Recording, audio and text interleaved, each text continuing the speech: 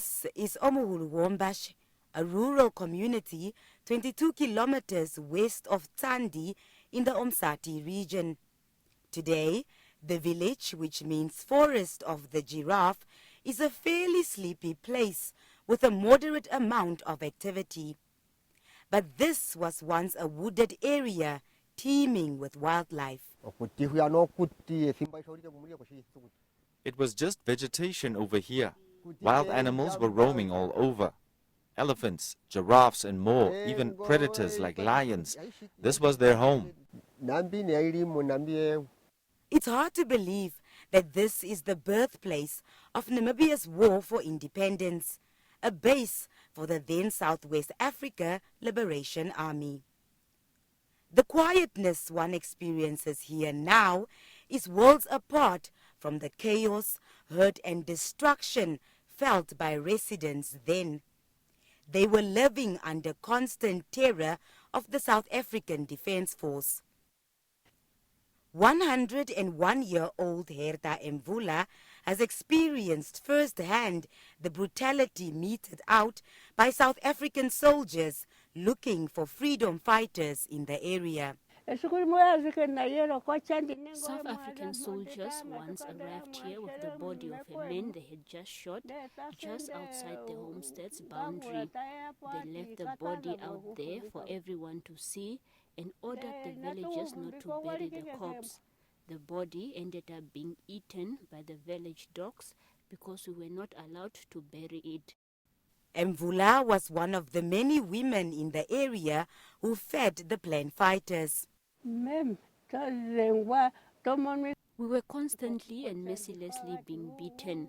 The SADF helicopters would fly from the direction of Tsandi and the SADF will assault us physically. Soldiers once got hold of me and kicked me.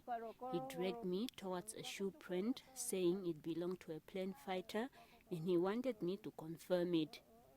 I told him the prints were that of a neighbor, but he insisted that it belonged to a freedom fighter.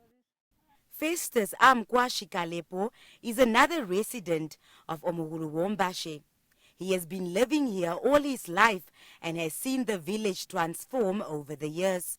He is blind in one eye, a result of a beating he once received from the South African Defence Force. He has survived many assaults and he too is testimony to the dreadful actions of the then colonial masters. One villager was beaten until he became a different person. They even buried him alive. He was dug out later, but he was never the same again. He had incurred brain damage and ended up with a mental disability. That was the life we were accustomed to during the war.